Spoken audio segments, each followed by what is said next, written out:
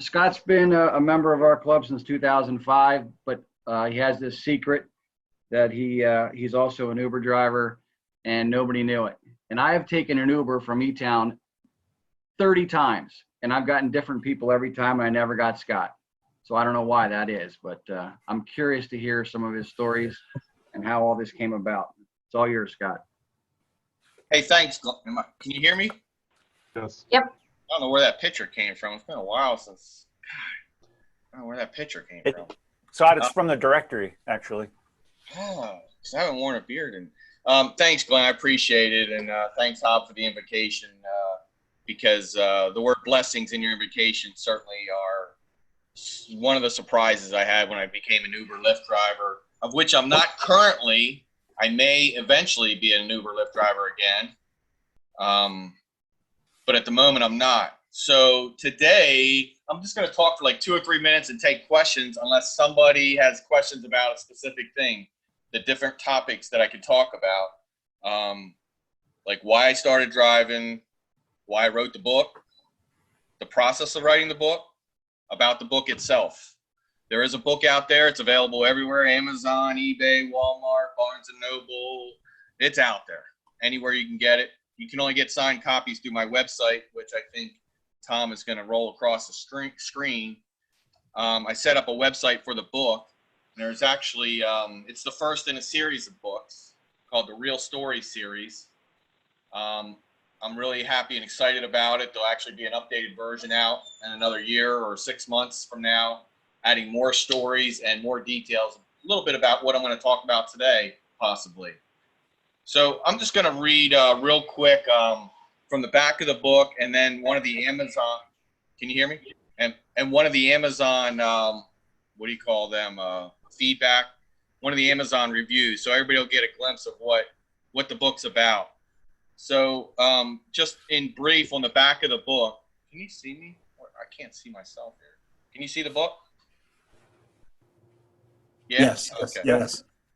So the back of the book, it does say that I gave over 4,000 rides for more than 2 years. I've had many experiences driving for the 2 major ride-sharing companies, many of them good, some of them not so good, and most of them being in between. The book reflects those stories that reflect the idea that everyone has a story. And if we think ours is the best or the worst, we're mistaken. One of the Amazon reviews says, Real Stories from a Rideshare Driver, which is the name of the book, was an interesting compilation of short stories experienced through the eyes of a rideshare driver. Each story was unique, ... Riders from small towns and big cities from varied perspectives all wanted to share some brief part of their life with the driver. The stories raised many different emotions from joy to laughter to sadness. The driver told the stories with wit and compassion. It kept my interest, ... wanting to read the next story. So that was a good review. I like that. But it is available everywhere. It is like a college course learning how to write a book on the one hand, but on the other hand, anybody who says they want to write a book, it's not because of monetary reasons that they don't. Because nowadays there's what they call print on demand, and I can go through that personally with anybody at any time. But so when I started driving, people started telling me their stories, which is kind of funny because I've been married 27 years and really my wife is the personable one in the relationship. But there's a lot of lonely people, and I found that I was a soundboard for a lot of people. And it helped me because it was actually therapy for me.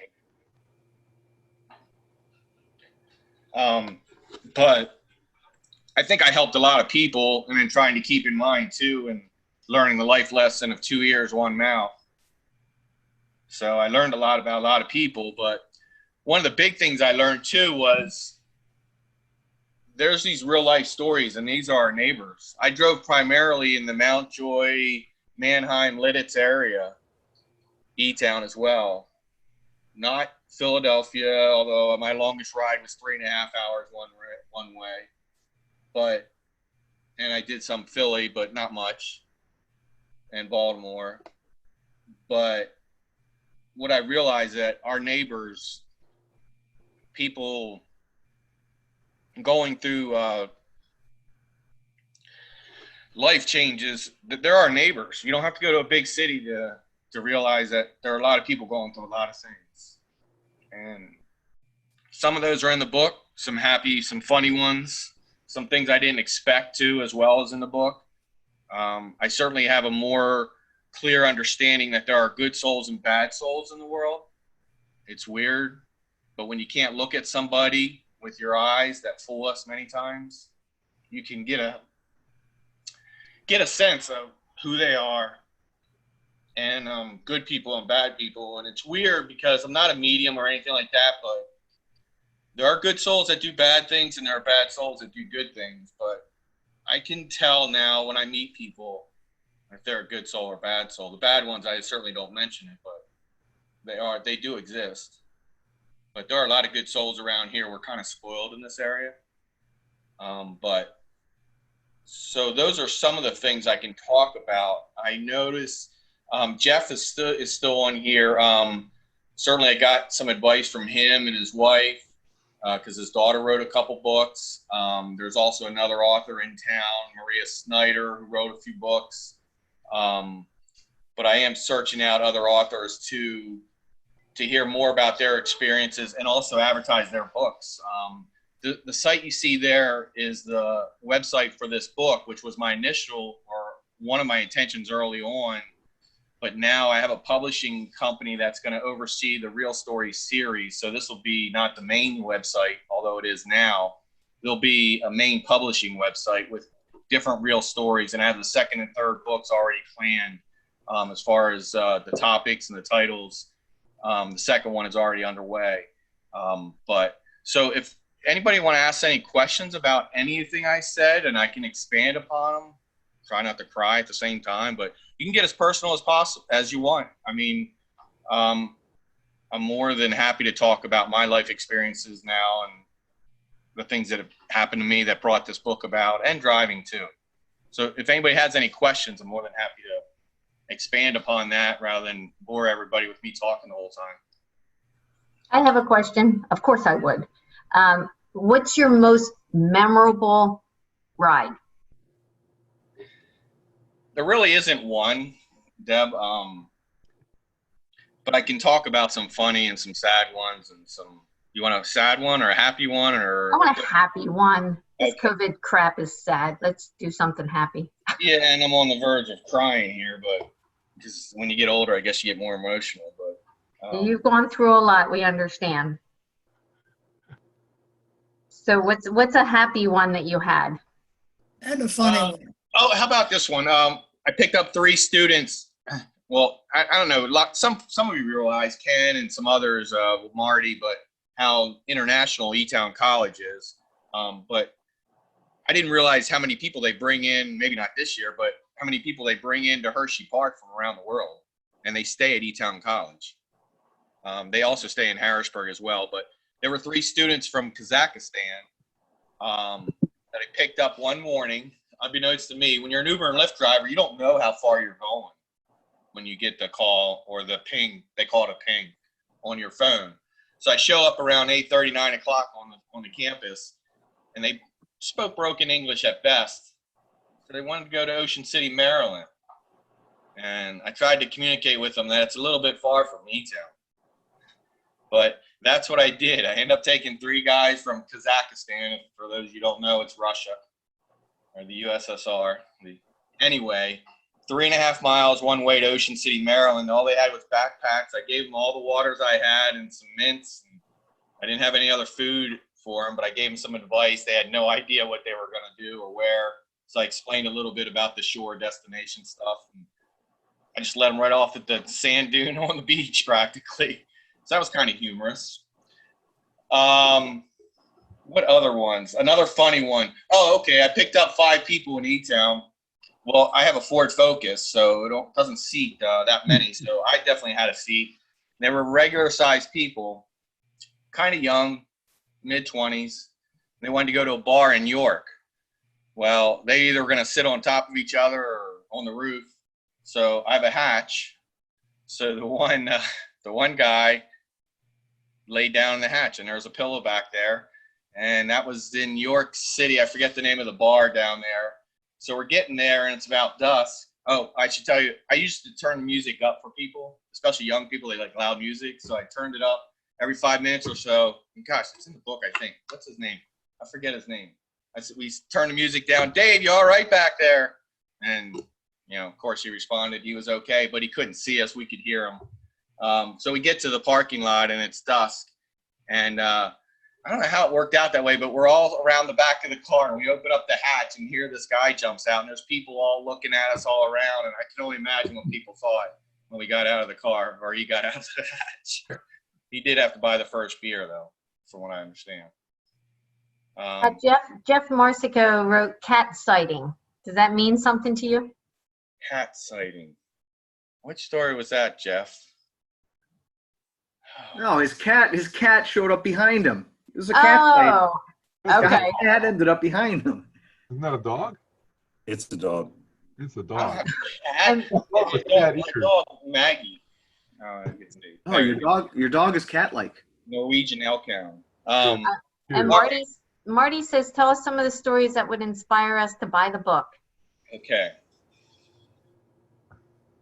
Stories that would inspire you to buy the book. One of the things that I started writing, that I'm starting to write this real stories about, is because we get caught up in our own little world.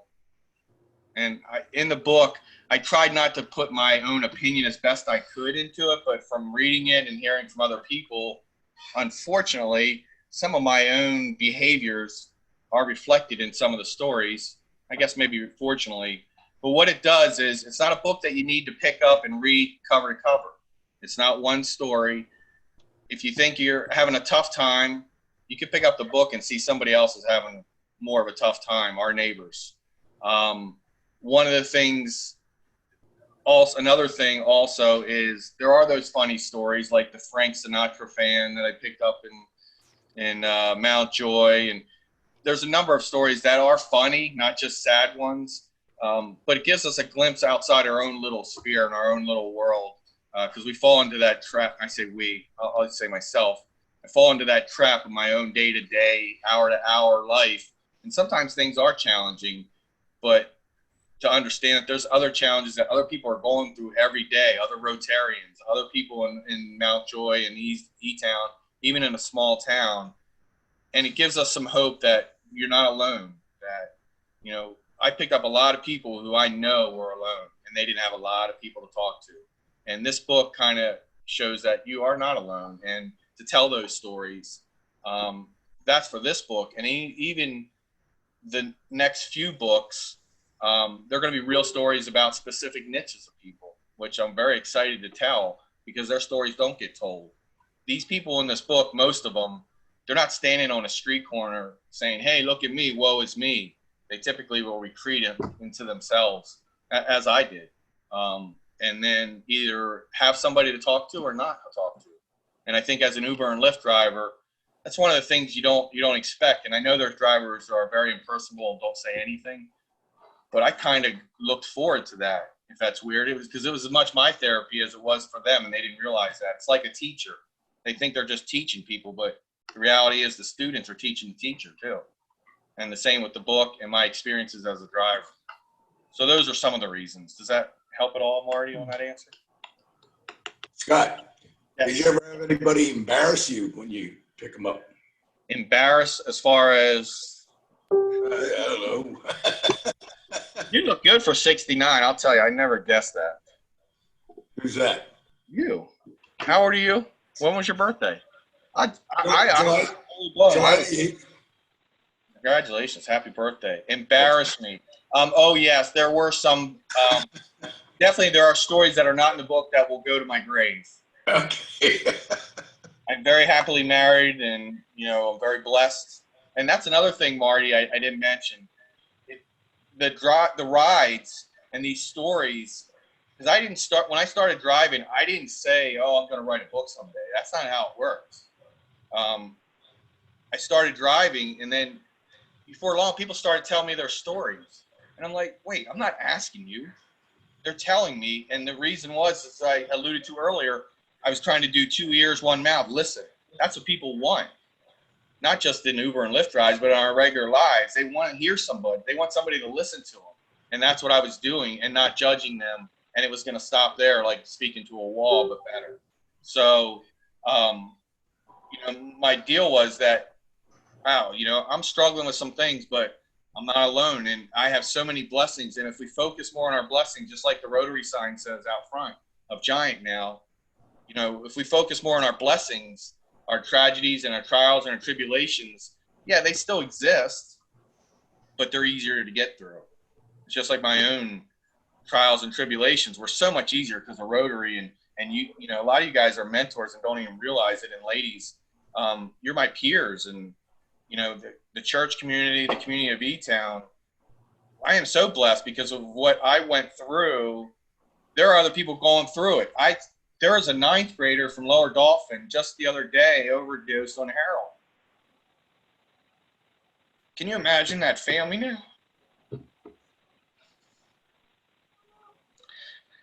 It's Yeah, you gotta, there's always reason to count your blessings. Always reason.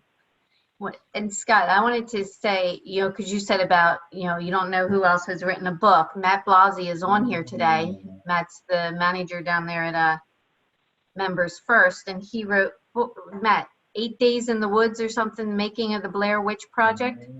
Yes, that's correct. So there you go. You got a fellow Rotarian you can bounce some ideas off of. Are you writing a second one, Matt? Maybe. I was approached by a convention promoter about the 2020 convention season basically being canceled. So it's just talk at this point. I haven't committed to anything, and we haven't talked about specifics. But if I do it again, I definitely am going to use my experience from the first one to do better on the second one. Yeah, I appreciate knowing that. If there's any other Rotarians who have written books, I have a book signing in Lancaster coming up at a bookstore. But kind of what Matt just said, and I look forward to meeting Matt in person at some point.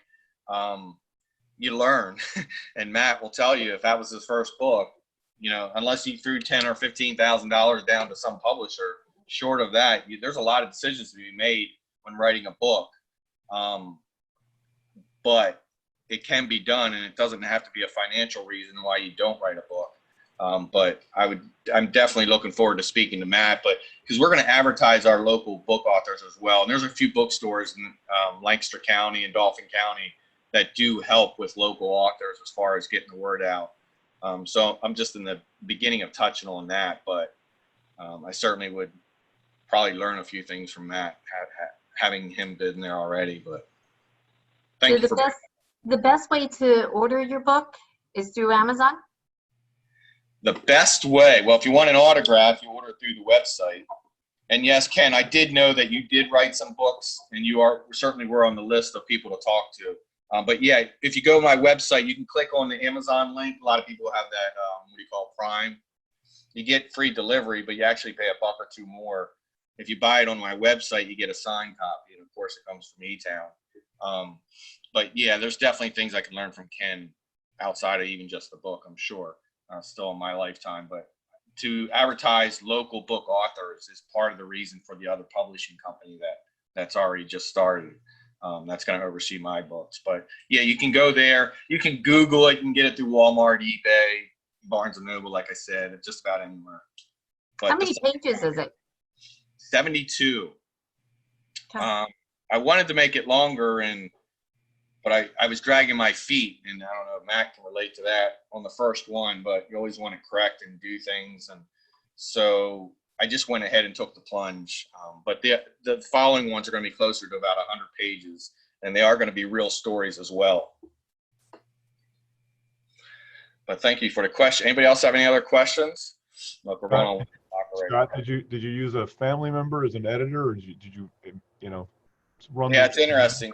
I know, Matt, you can chime in if you want. I mean, I'm certainly I'm interested in not just your book, but your processes, more importantly, or as important. But I was a proofreader in my previous lives for lawyers' offices and stuff. And so I was able to do a lot of the editing and all myself. We designed our own book cover, which you can pay somebody to do all these different things if you choose, or if you like I said, you could spend a lot of money. I'm working with a webmaster out of India right now. I have an SEO marketing specialist working for me because there's that internet stuff, which is it's important for that if you want to sell. Because there's a lot of good books that don't sell.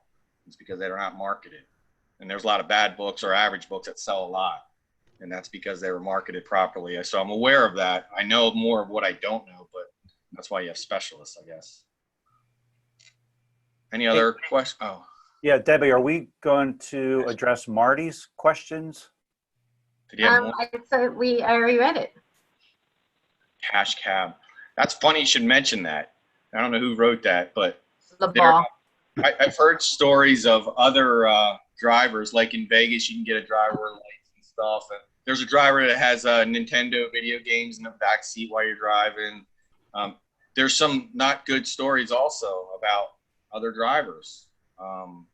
And, you know, some I just shake my head, but it's true. And then there's also, anybody has any questions about Uber and Lyft as companies? I certainly have my opinions about them because one of them is not going to exist here before long.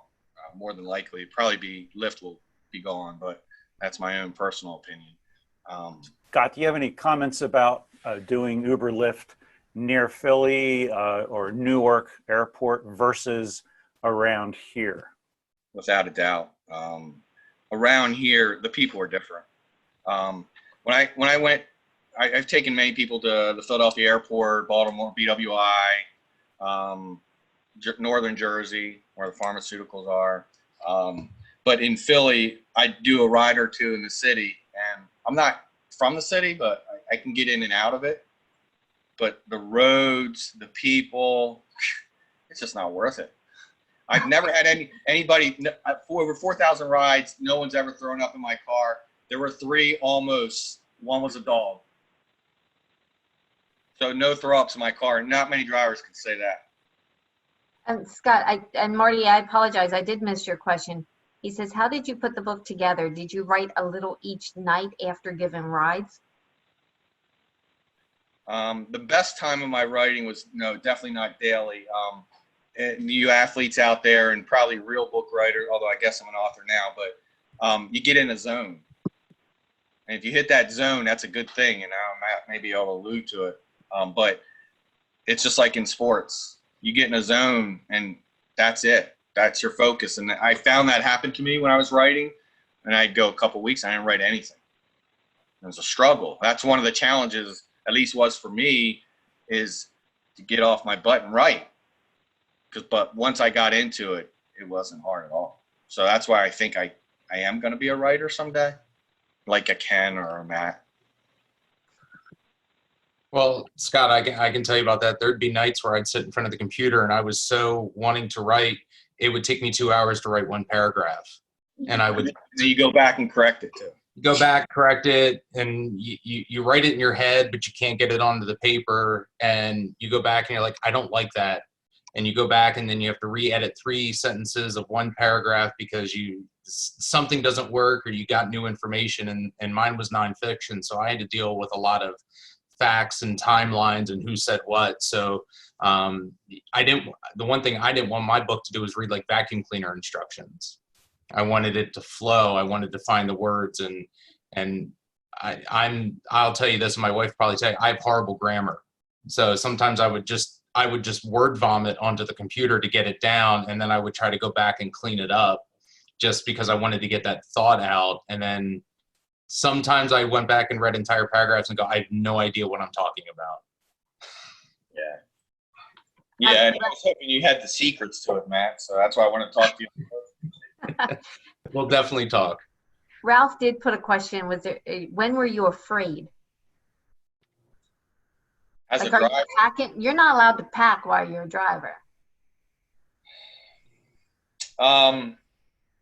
no, the technical rule is no, you're not supposed to be carrying. However, if I drove in Philly, I would definitely be carrying. When I did drive in Philly, even in the broad daylight, I was wishing I was carrying at the time. I did not carry on any rides personally, but there are people. But you only have a half a second or 2 seconds to do anything if somebody's going to do something to you. So you might not even be able to get your weapon out and do anything.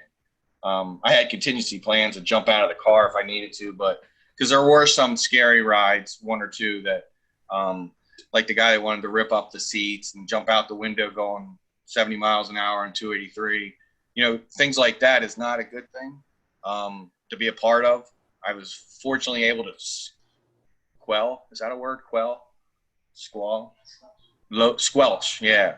That incident and calm down. We pulled over on 283, had him get out for a couple minutes, and I let him back in the vehicle. But he didn't have to listen. That's a risk you take. And it is a risk because there's all kinds of background checks for drivers, but none for passengers. So you could be picking up child predators, felons. Oh, I know I had a couple felons in the car for sure. But they're not all bad souls. See, that's the thing. And our eyes deceive us. Just because you were in jail doesn't make you a bad soul. You may have made mistakes and got caught, but there's a lot of people that didn't get caught and are not in jail. But anyway, so I'm going off on a tangent there, but there were some scary times because you don't control it. You can't just like zap them and say, behave. You have to be able to deal with that. That's why I would never recommend ladies to drive, certainly not at night, even around here. Definitely not in the cities, weekend nights. I drove rarely at nights because alcohol just brings out the best in people, as you know, or the worst. So those would be challenging. We're about at the end of our time, a little after 1 o'clock. If you would like to stick around and talk any more with Scott, I guess we can entertain that for a few more minutes. But if I can ring the bell, and I hope everybody has a fantastic weekend. Scott, thank you so much for your insights, especially sharing from the heart. We really appreciate that. So have a great weekend. Scott. Yes, who is that? It's Glenn. So I wonder if anybody else is a 5.0 rating or if it's just me. Oh boy, I had different perks and stuff, and they do give that. Uber does as like a carrot stick thing. Doesn't mean a whole lot financial wise, but I was able to. I was afforded some more information driving than the average person because I was very fortunate to. I used to offer water, mints, Kleenexes, number of things that seemed trite, but to a passenger who's really thirsty or someone who has a runny nose, I offered Excedrin, Tylenol in case they wanted either or. What else did I do? Cough drops, in the winter, Ricolas and stuff. That wasn't normal. A lot of drivers don't do that. I just had that because of what I said You're before. a nice guy. Well, I don't know about that, but it definitely makes some people's day and stuff. And that was part of it to make it a positive experience from their regular life for a lot of those people. But Interesting. Great story. not as I'm good gonna as look it up. not as good as the romper room story. Man, I can't top that. But I still didn't find it. I looked through. I did find that website and No, went that through would a go- bunch of them, but I that didn't would have go enough time to far. look them all. that would go viral on the internet. That's for sure. That's funny. Did anybody have any other questions? Or it's good to see you, Claire. Matt, I look forward to speaking. What bank you with, Matt? Because that looks like Deb's office. I'm at Members First. Oh, okay. Excellent. Well, I'll look you up if you don't mind. Sure. Yeah, and if anybody here knows other authors and stuff, because the one, I'm doing a book signing in Lancaster on Prince Street, and there are other bookstores, and Jeff, I think, left, but Jeff knows of one or two that his daughter was in. I think there's one in Lidditch and other places, but I don't know, maybe one person will show up for me, but it's the exposure and having your book there too, because it is timeless at some level, as you know, Matt. You could sell your book long after you wrote it. So my plan is to have a series of books, real story series. Scott, Yes, Paul. I have two questions. Do you have any idea how many Uber drivers there might be in the Elizabethtown area? And then secondly, you had like the 3.5 hour trip. You knew before you accepted that it was going to be 3 hours. Is that right? Say you only have 3 hours to work. You use it once you get there. Sometimes they'll tell you if it's a long ride, but it could be anywhere from 40 minutes to that 3.5 hours. And that was a total surprise for me that morning. And to be honest, it didn't pay much because they didn't tip, being, young kids, their first time yet in the U.S. And, the beach was a big thing. I said, I can take you to a closer beach. I don't know if they could understand me properly, but they wanted to go there. So that's why I took them. But Could have taken them anywhere. They wouldn't have known. now, see, that's not the Rotarian thing. Oh, okay. Hey, Scott, I went on to Amazon and I put your name in for the search. So the first thing comes up is real stories. And then the second thing that comes up is toilet paper. The Scott tissue. Nice. But your book did come up first, but then it's got tissue. That's funny. Yeah, I tell you, this whole thing could have been about my daughter, and like I said about that 9th grader in LD, that was just a week or so ago. There was a family I said something to Deb about a couple weeks back. Mom and dad both OD'd on heroin. The kid finds the mom and dad. I mean, those stories are right here. Right. I was in Orlando and we got in an Uber, and I always ask the driver questions because I don't just sit there. And what was your longest ride is one of them I always ask. And the guy said that a guy couldn't get a flight home because he had a family member who passed away, and he had to get home really as fast as he could, and it was just a bad situation with flights. So he took this guy like from Florida to Boston, and he thought, well, I can do it. He said it was the worst drive of his life because the guy didn't want to talk at all. So he drove from Florida to Boston. They stopped at a hotel and the guy paid for it because you can't drive that straight. But he didn't have any conversation. That's crazy. The whole time. Can you imagine that? And then he had to drive home by himself. Yeah, that's crazy. Yeah. There was so much. Some of my long rides were the best rides. I drove to Baltimore, not the airport, but Baltimore City with a lady, and she had similar experiences. Although, and with her son, and it was quite emotional, and her daughter was there too, shaking her head the whole time. But she was our age, and it was quite an involving conversation. It wasn't even worth charging her. The problem with long rides is Uber and Lyft makes a lot more than the drivers. So a lot of drivers they'll go off the grid, so to speak, and then agree to a lower amount, and then they both make out. The person saves some money, and then the driver gets more because they rip you off. Uber and Lyft. I mean, they don't care about the drivers. They don't care about the passengers either. Ironically, no one asked me any questions about Uber or Lyft. That was kind of funny, but because I'm well aware of their financial situations and how they treat people, but. Because it was a weird dynamic that I learned about, of course, after I started driving. But anybody else have any questions? I know Brenda's listening intently there. Right? Anybody else have any questions, comments, concerns? Well, what do we need to know about Uber and Lyft? You said we didn't ask questions, so what's the major takeaway? If the driver's nice, tip them. Right. They're not making much money. It's like here's the analogy, and this is one of the things going to be in the updated version of my book. Although I touched on it in this book, it's almost like going to a restaurant. The person who goes to a restaurant, they pay $10 or $15 for a meal, and they throw down 25-cent tip. That's the same one who's not going to tip an Uber and Lyft driver. But most people aren't aware of that. So Uber and Lyft will not let the passenger see how much that driver's making for a reason. So a lot of people that go to a restaurant that don't tip, not that they're all bad people, they don't understand that waitress or that waiter might be making $2 or $3 an hour. They don't understand that, or they may not be aware of it. It's the same with Uber and Lyft. Yeah. To be honest. I remember starting when you couldn't even tip them on the app. Yeah. And you weren't supposed to pay them cash, but you did anyways. Like they discouraged it. Right. Well, why? Because they get a cut. Yeah. But they're both losing tons of money. Lyft will not exist here I think it's 6 months to a year and a half, maybe at most. Because they're both losing tons of money, and they're both public companies. They both went public this past year. And their quarterly results are how much money did they lose, not did they make any money. Yeah. It's kind of humorous, but And they're software companies. They're not transportation companies. That's another eye opener.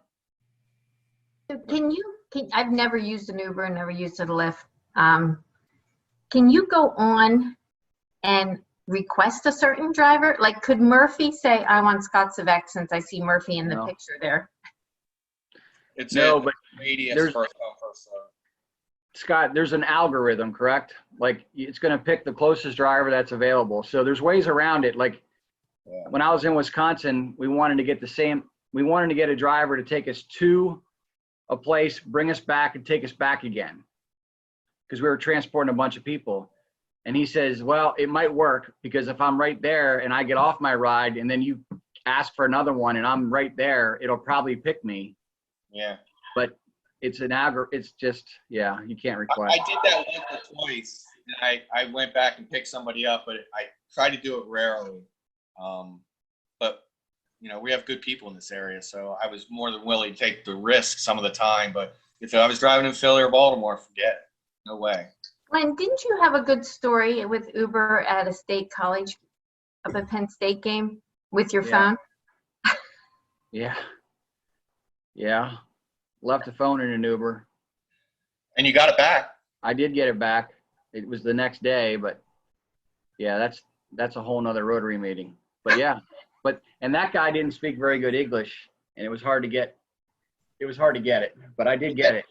We had a similar experience at the beach with our leaving a phone in an Uber. We got it back the same day, but it took we basically requested Ubers over and over and over, requested and canceled until we got the driver that had, because we tracked the phone via Find My Phone, knew where the driver was, so we pinned ourselves as in that same spot and then just requested and canceled until we finally got that driver.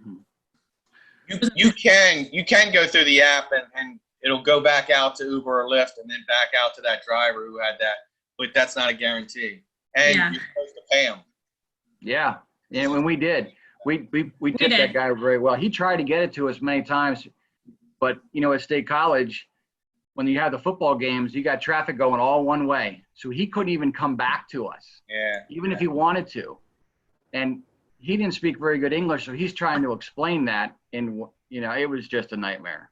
That's funny. I was learning Spanish. I was starting to learn Spanish, you know, hablo español, como está, all that stuff, because of the Spanish influence here in Lancaster County. And unfortunately, because I had a lot of Spanish drivers and some I would speak to in Spanish because they didn't know any English. And I just know a tiny bit of conversational.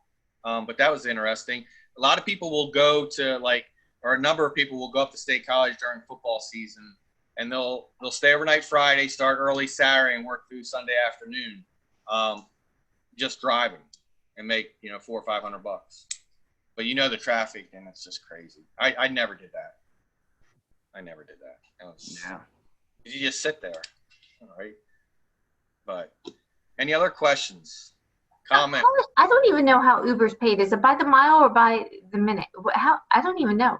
It's an algorithm, like Glenn said. So there's a pickup fee of like $1 or so, and then, or it could be a long distance pickup fee if it's a half hour away or something. So a couple bucks, and then depending on the distance and the time. So it's heavy on the distance. So that's why in where we live, it paid for me. If you don't treat it like a business, you're gonna lose money. But I did a lot of 283s to Lancaster City and to Harrisburg, so that pays for me. It pays for us in this area. So if you're in Lancaster City, they would do say 4 or 5 rides an hour and make what I can make on 1 or 2 rides because of the distance. Now there is also Uber does, and I don't know if Lyft does yet. They usually follow each other. They work together. People don't realize at the high end, even though they're separate companies. But Uber will, like if you're in Lancaster City, say at 11 or 12 a.m. On a weekend, it could be double or 3 times the cost of a regular ride. It's a surge, like a surge pricing, I guess they call it. But and they get away with it, and guess who gets most of that? Uber, Lyft, not the driver. So he has more risk with alcohol, potential issues, but he doesn't get more money, or she. Hopefully not she. Glenn, you took some rides that you probably don't remember, right? Probably. But I also took a ride that I thought the guy was a driver, or the driver was a guy and it was a girl. So let's go there. I thought this club has already been through that. Hey, maybe I should write a book from the back seat. You know, it's the opposite of your experience. Oh, I could write a book on all the drivers because I find them all fascinating. You know, you ask questions and you get like you said, everybody has a story. You know? Yeah, and I visited a couple prisons, and I definitely had some seedy people doing some not so legal things that I just let them do their thing and drop them off. But, So how many drivers are in the Etown area? oh, I missed that question. Who asked that, Paul? We don't know. Yeah. I only know of like maybe 2 or 3 other drivers that exist. Now when I started, there were like 3 or 4 that I was aware of. There was a guy out in Turnpike Road who was doing it for like 10 or 20 hours, but could only max out because he was getting disability. And then there was a lady, a woman, lived on East Washington, was doing it. But the only reason I could tell is because of people telling me. Like, there's no communication between drivers at all. And that's part of the if anybody, you know, in the business here, like a couple use people out in California, they're trying to make Uber Lyft drivers employees. So, and that might happen. It's a real thing. So what that's going to do is going to put Lyft out of business eventually, definitely in California, but because they can't afford it, they're not paying anybody. Mm-hmm. If you're an employee, all of a sudden then they're going to make them pay a certain amount each hour. But Uber and Lyft can't survive with that business model, and they're going to make it in California. But sad for Lyft because they're smaller. They have a smaller percentage share or market share here in the world and in the U.S. But the drivers are going to end up hurting at the end of the day. I mean, that's unfortunate, and everybody likes it. That's what's so funny about it. Everybody likes Uber or Lyft and the convenience. It's a weird kind of dynamic. They're going to go out of business, but people love it. Isn't it? It's kind of weird. It's because they wasted so much money. They got so big so fast. They were having birthday parties. Like we do birthday, we sing. You know what Uber used to do for a birthday party? They'd order like $150, $200 worth of helium balloons to show up at your desk. That's for a couple thousand employees. All wasted money. And then, of course, when you have stockholders, they want to know why you're doing that. So that stopped right away. A lot of that, I don't want to call it bull crap, but excess spending that they don't have now. Right. So when's the next book coming out, Scott? When do you think you're going to have it done? Hopefully the end of the year. You'll like the topic, actually. What is it? Well, my association with law enforcement is now over 20, 25 years, and I deal with a lot of law enforcement. So it's real stories from law enforcement. So basically it's going to be life stories. They're going to be longer than this book. So it's going to be anywhere from 2 to 5 pages per officer. Most of them are officers, some are sheriffs. But they're life stories and their story about them. So kind of what Matt touched on, but like a real story in more depth of why they joined law enforcement, some stories about them, whatever they want to talk about from there. And so I'm really excited about that because I have a customer base that is very open to that. So. Why recognize some of them? Well, Jack's not here anymore, and I haven't talked to Jack locally. Ed, we do business there, but all the other ones, Northwest, here in Marietta, Columbia, we do business with Paul, Mountjoy, both Borough and Township. You may, because you get around. Yeah, you might. Excuse me? He's been arrested before. As far as no, because in this area they all talk to each other. That's why we have all the. Oh yeah. In certain areas, but yeah. So I'm really excited about it because it's their story. It's not mine. I try to keep me out of it, but I and this book you said about it does reflect a little bit of how I am, but I didn't try that. I didn't want to do that because I started getting off on tangents. But it's I'm excited about it. I know. I signed a couple. When you get your checks from Northwest Regional, you probably see my signature on it. So let's see if the new book's coming out at the end of the year. Could you speak about that on April 23rd? I'm just trying to fill my spots now. No, I'm just kidding. No, I do want to speak about other things. I'd rather speak in person. Yeah, so do I. But the about the we heroin need to have epidemic. the governor out of here first for that to happen. Yeah, if you call them that. But I'd love to speak about the heroin epidemic that's still going on and the meth issues that are going on. And Deb will know about this and other things in this area. I'd love to speak about that because nobody wants to talk about that. They don't want to talk about the suicides and the people that just jumped off a bridge, things like that. They don't want to talk about that, but it needs to be heard because there's a ton of people out there. There's a ton of people affected. And until we get the word out more, it's going to keep happening. And it doesn't care about your color, your race, your creed, your income standing. That was one of the things in the book. And I think I put a story in. They have these places in Lancaster and other counties where you go and it's like a phased out type of program for drug addiction people. So I go to this place in Lancaster. They call them dispensaries, I think they're called. I go there and I'm taking a passenger there and I'm thinking, oh, it's going to be the dregs of society, blah, blah, blah. People with no families, no connection. No, I was wrong. People show up in BMWs and Mercedes with suits on, coming out with these boxes that have their drugs in. So they're lawyers and they're regular business people trying to get off of this drug. So that's the untold story, and you don't read that in the newspaper or online. It's crazy because they're not telling anybody, and they still have a job. They're showing up in these expensive suits, nice cars, and they're going to this dispensary to help them get off of drugs, heroin, etc. And it's out there, and nobody wants to talk about it. So it's going to keep happening. We're scared of it, whatever. I think that would be an excellent program to talk about, particularly, with your story. But I think that's when you're comfortable and able to do it. Yeah, when I can keep from crying. I mean, it might never happen. I know. I met somebody this morning, had a brother, 34 years old. Started out with regular medicine for Crohn's and escalated up to heroin, and he's dead. Yeah. It's crazy. It's crazy. And people come up to me too and talk to me about it, and I'm like, wow. I know what they're going through, the haze, and until they get over it, I'm past the initial haze point, or we are. But it's yucky. It's a real thing, and until we address it, it's going to keep happening. And like the driver who had heroin needles in his car, what the hell's that? There was a story of the 3 kids he picked up, and they were telling me, yeah, they were driving along. The driver said, oh, you guys are out partying, and they were smoking marijuana and a little drinking, I guess. And he said, oh, you really want to party? Check out the glove compartment.